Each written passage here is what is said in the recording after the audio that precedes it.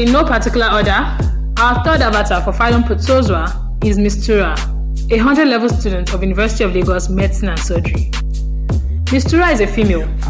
I know, right? Finally, the room was getting too cold with all this raspiness and broad shoulders.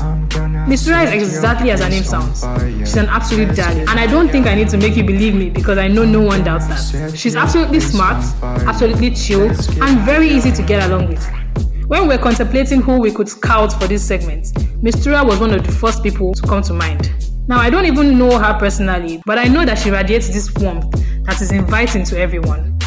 When we texted her to join the podcast, she was absolutely welcoming of the idea. You know that kind of person that doesn't give you unnecessary stress? She's effortlessly perfect. The weather is cold. Brew up a cup of coffee or tea. Increase the volume now, and let's have a feel of Misturah's mystery words. This is Misturah, and this is her classroom. Hello y'all, my name is Misturah, a 100-level student of Unilag, a pre-med student to be specific. And I believe I can explain a topic in zoology that's protozoa. The protozoas are the first animals that made before the older or smaller minions came along. They are the first level organization, you know them, the cell, the tissue, the organ and the system, you know them. They are mainly aquatic, that means they live in water. Their forms of nutrition are parasitic, that means they feed on a host. We are being detrimental to that host. Saprophytic, that means they feed on decaying organic matter. Or symbiotic, that means them and the host, they benefit from each other. They are microscopic, that means they are too small to be seen by naked eye. That is where the microscopes come in, of course. They lived alone or in a colony. Their cell organelles are specialized, that means they have specific functions for different organelles, you get. So they exhibit all forms of symmetry. The radii, you know your forms of symmetry, and then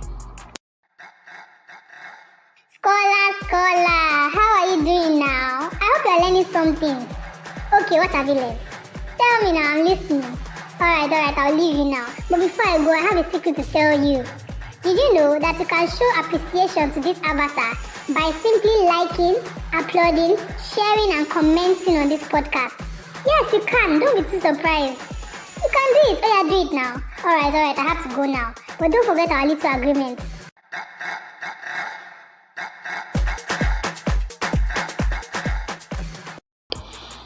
the classification of protozoas are based on their organs of motility. So they can have the flagella, they have the cilia, or you can have the pseudopodia. It depends. They are all classified according to that. The mastigophorans, they have one type of nucleus. Their method of feeding is variable. That means it can be different forms. Their adult moves by the flagella, the whipping of the flagella. And an example of a mastigophoran is the euglena. The sarcodians, they have one type of nucleus as well. The adult movement is by the pseudopodia. Their food capture, when they capture their food, they form the food cup known as the food vacuum. We know that story. An example of that is the amoeba. The ciliophoran, they have two types of nuclei.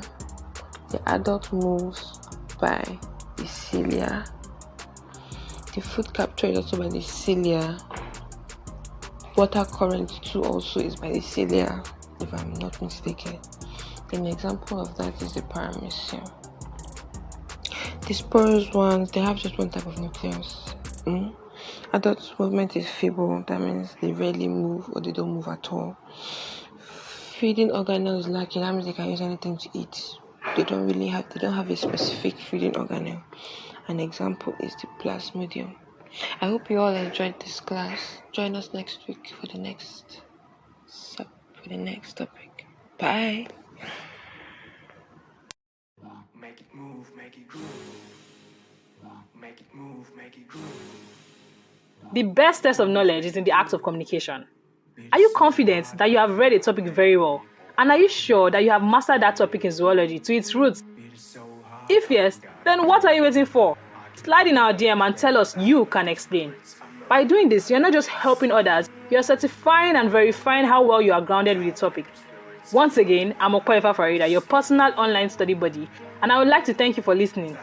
By the way, Jack is somewhere in the background screaming thank you too. But his voice is too tiny. I'm sure you can't hear him. Yes, I said I should tell you thank you for listening. I was busy commenting and sharing with my friends. I've shared to a lot of my friends and they love it so much.